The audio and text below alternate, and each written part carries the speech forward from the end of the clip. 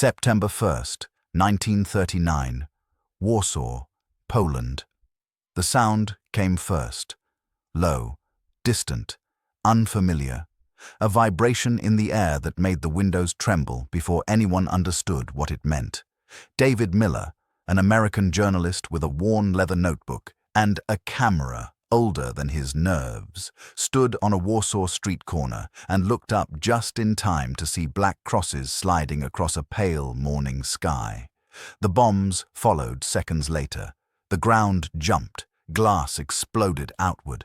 People screamed and scattered as fire climbed the sides of buildings like something alive. David pressed himself into a doorway, heart slamming, the taste of dust and smoke filling his mouth. He'd covered unrest before, riots, strikes, angry speeches. But this was different. This wasn't a breakdown of order. This was precision, planning, a nation unleashed. Germany had invaded Poland, and everything the world had refused to stop was now impossible to contain. Years earlier, the warning signs had been quieter.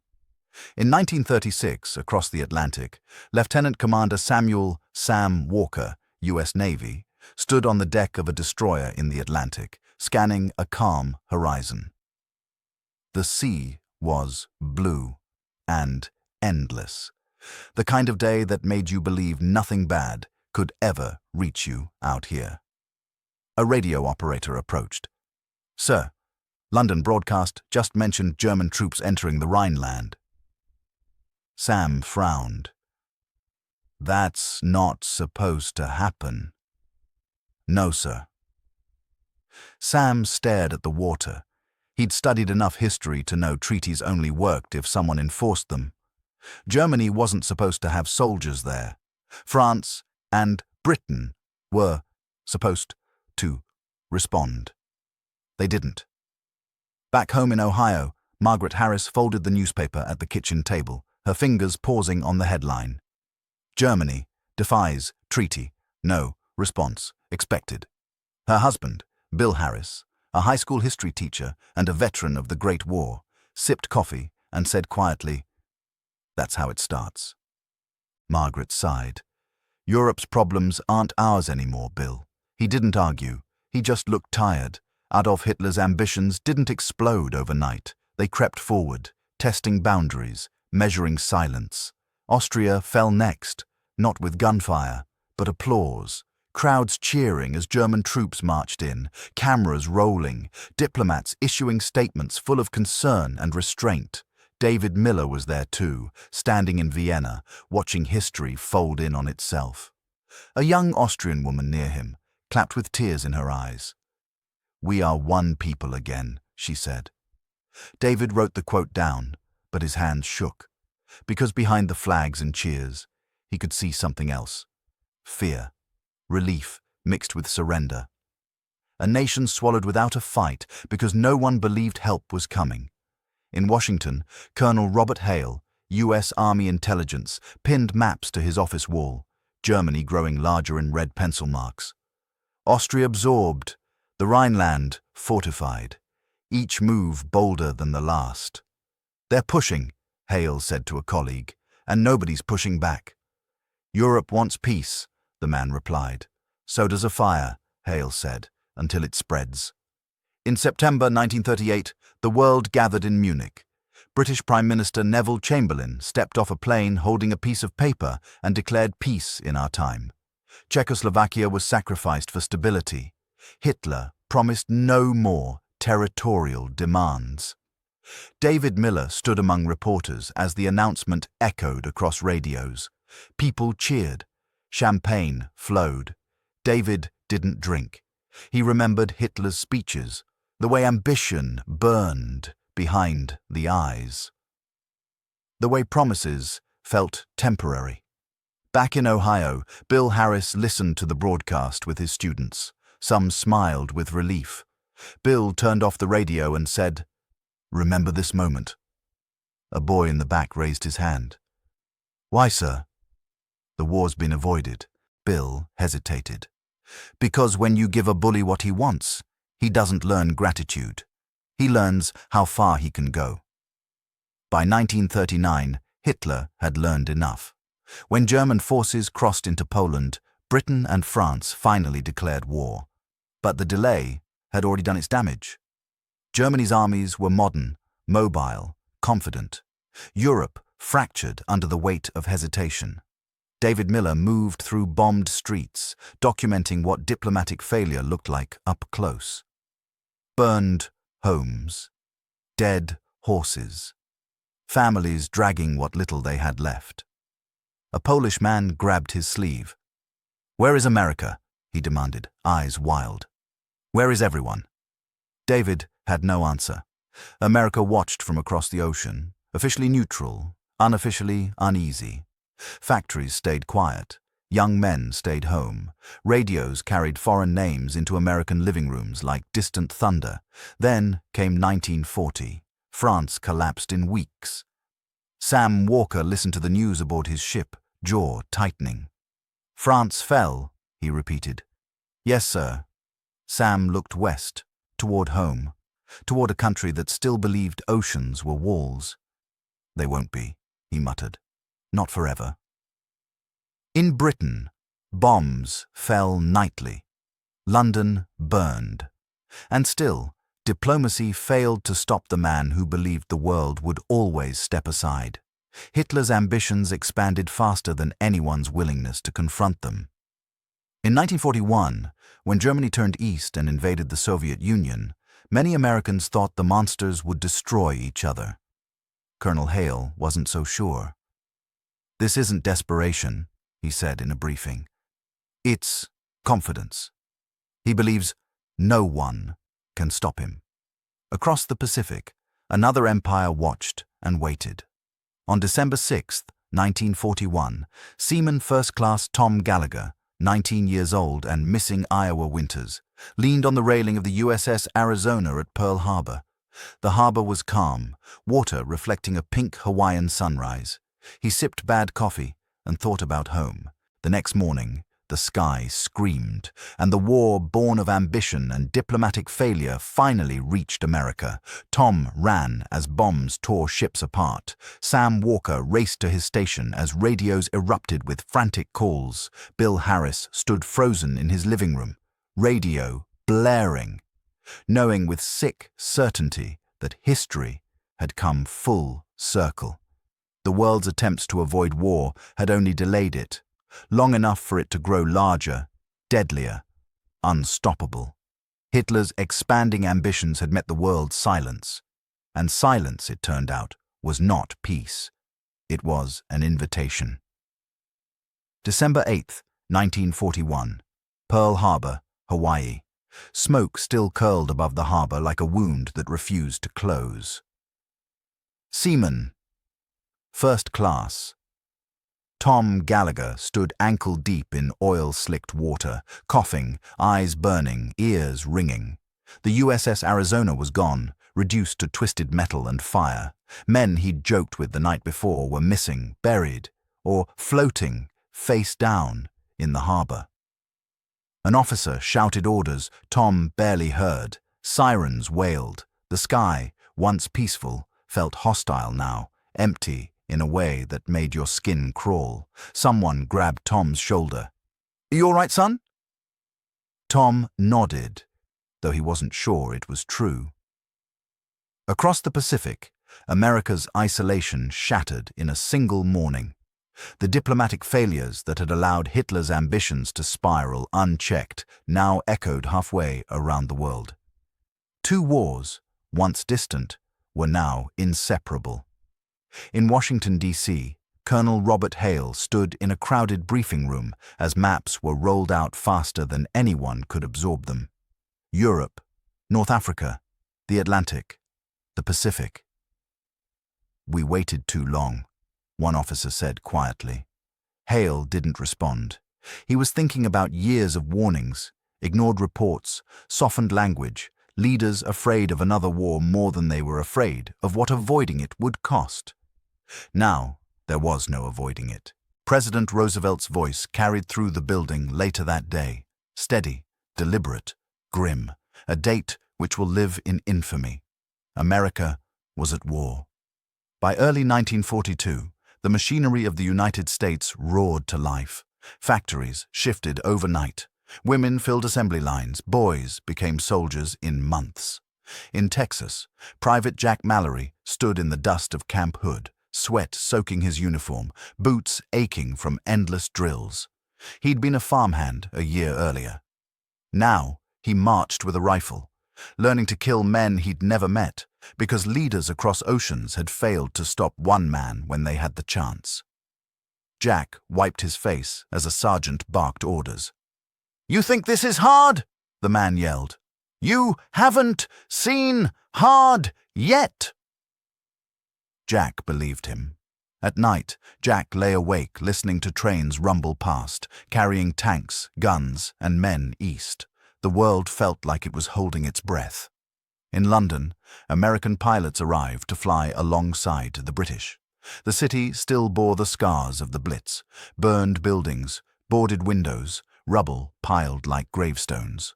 Lieutenant Sam Walker, now assigned to Atlantic convoy duty, walked through a dim English pub with other sailors.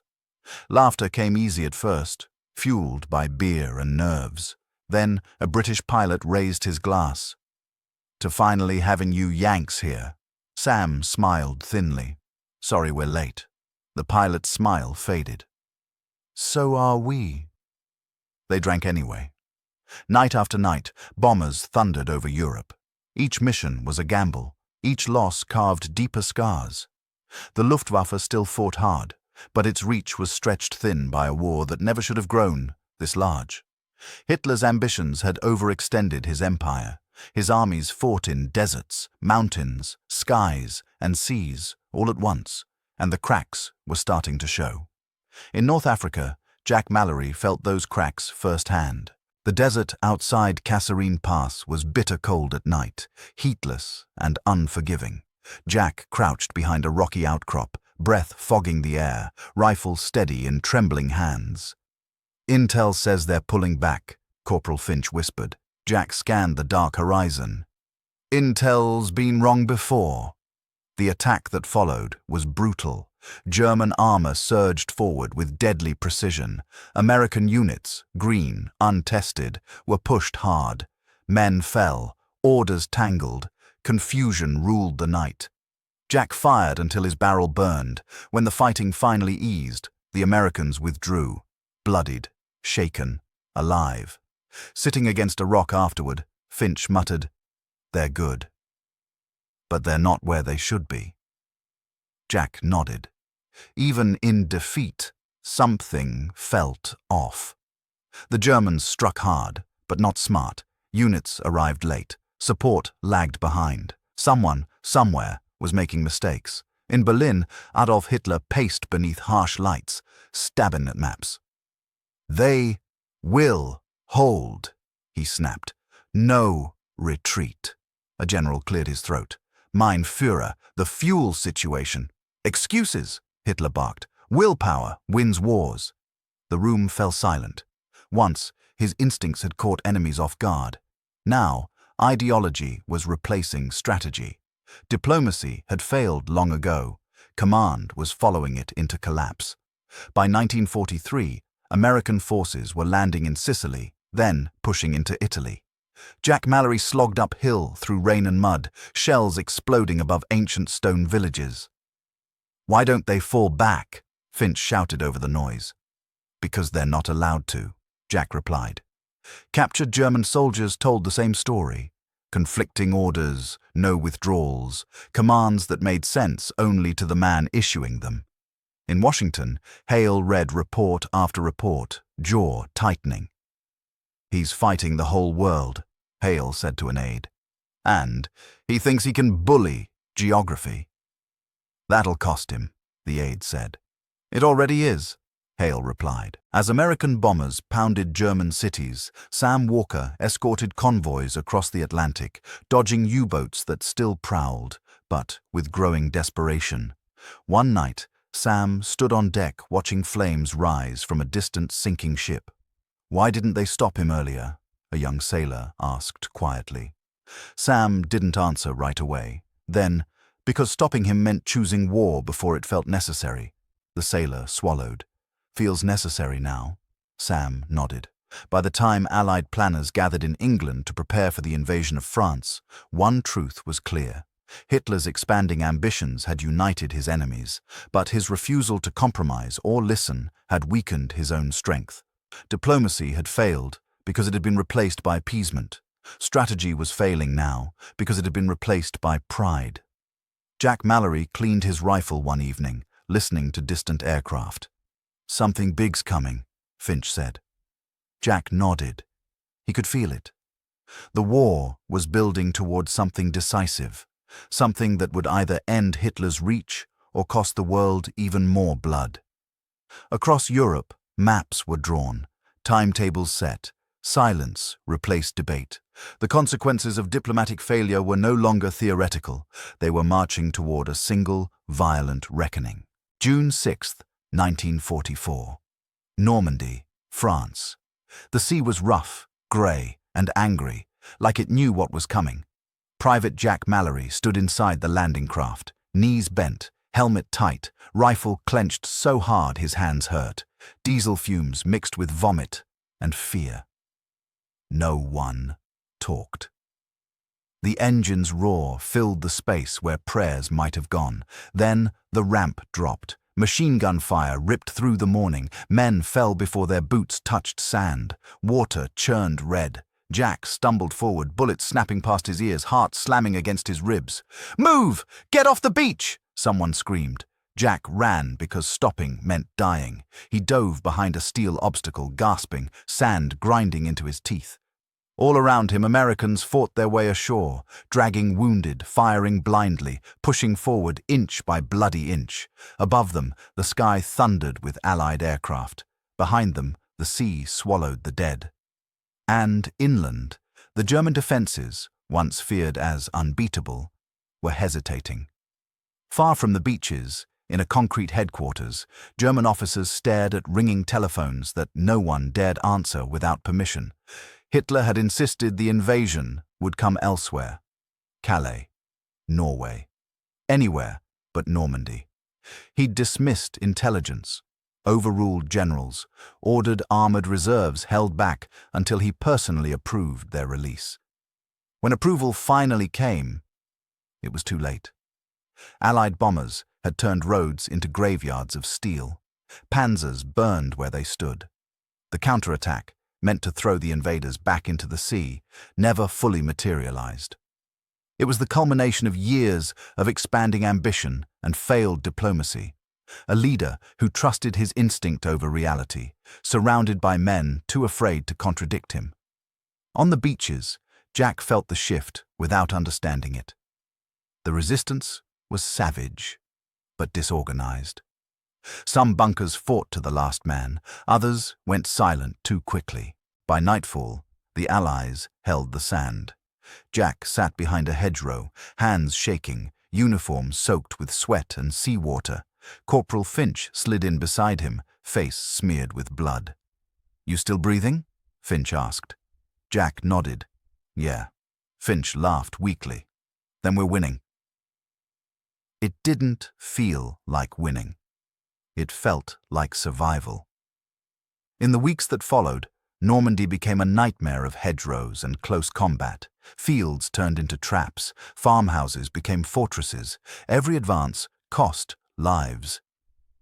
But something had changed. German units fought bravely, but their movements were stiff, predictable, bound by orders that refused flexibility. Retreats were forbidden.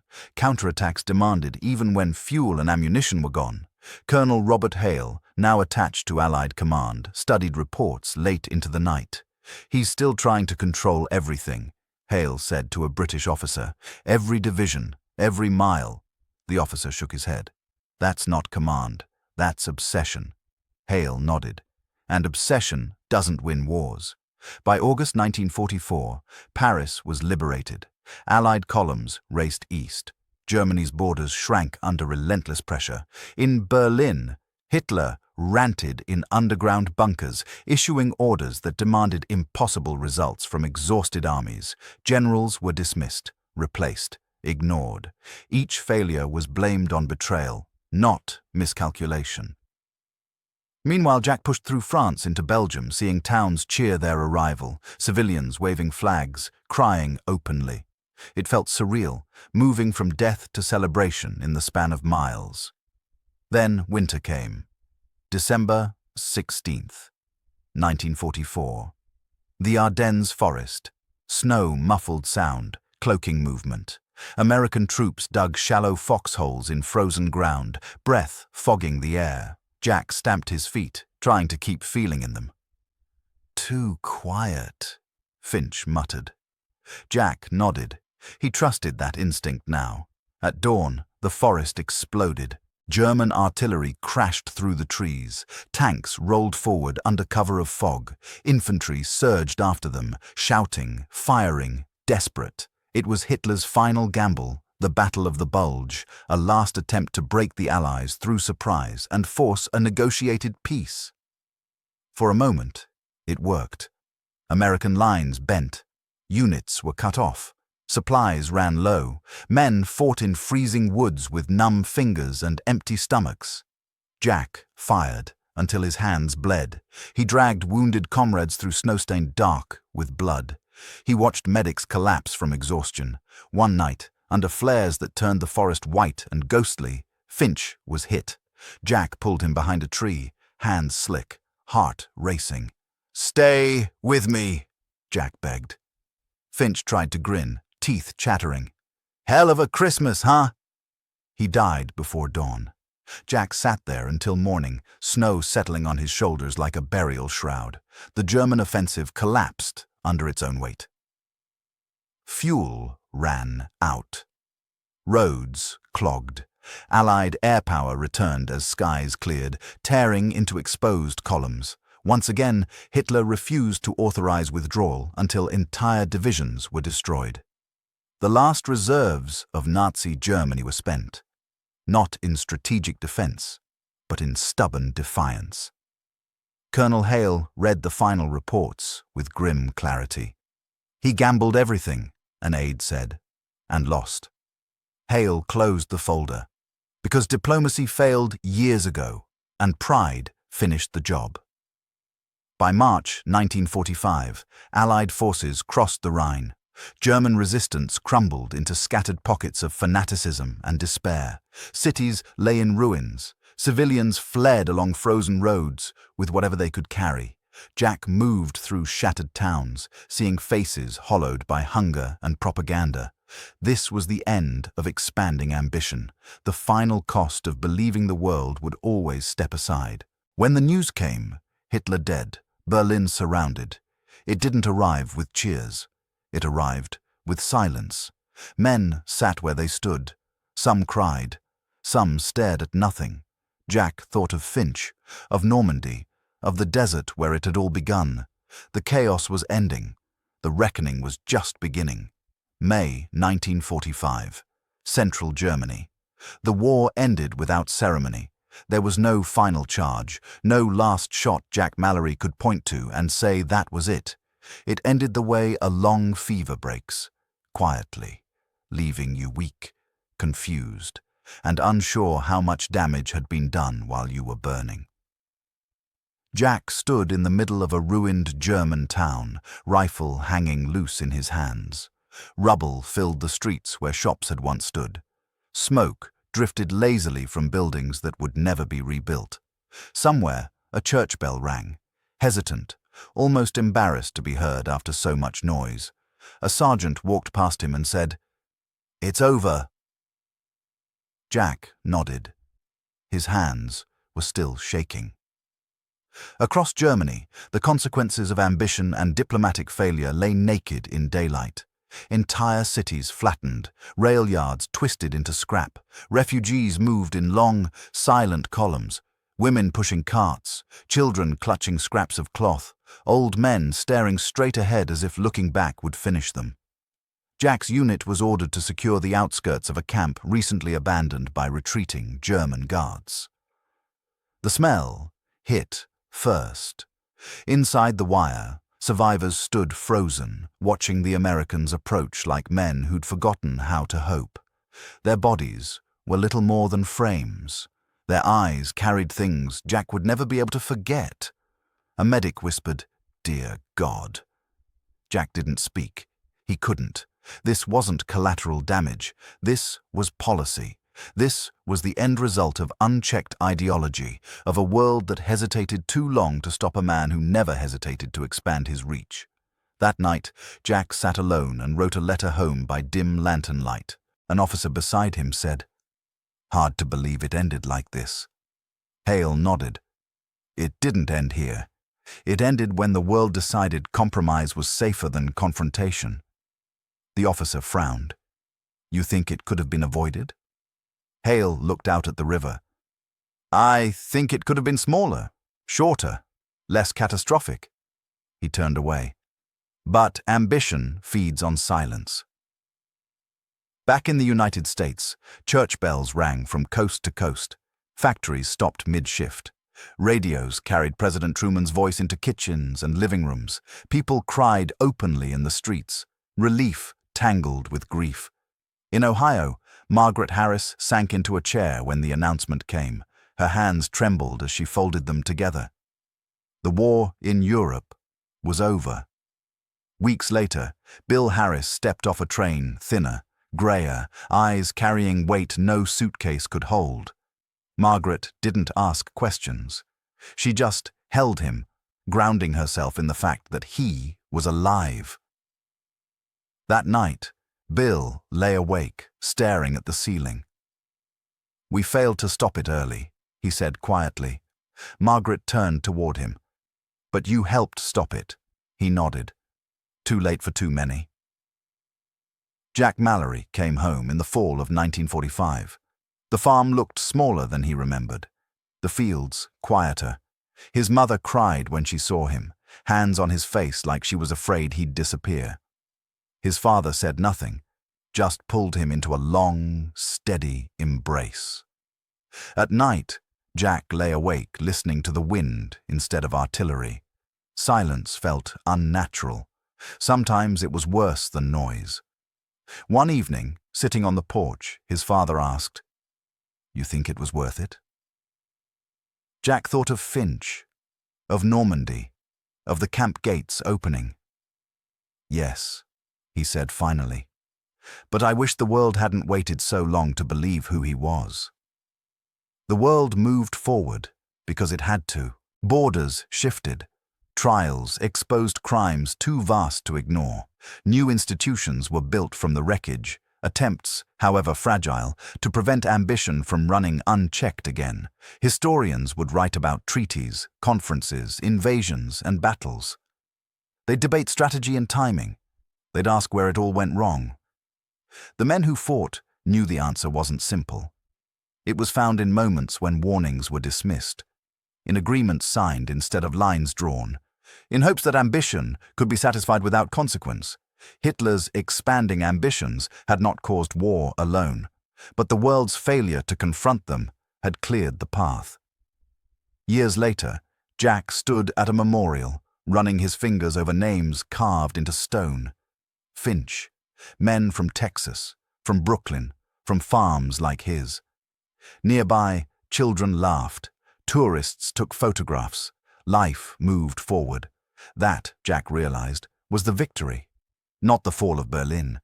Not the silence of guns. But the chance, hard-earned and fragile, for a future that remembered what silence had once cost and chose to speak before ambition turned into catastrophe again.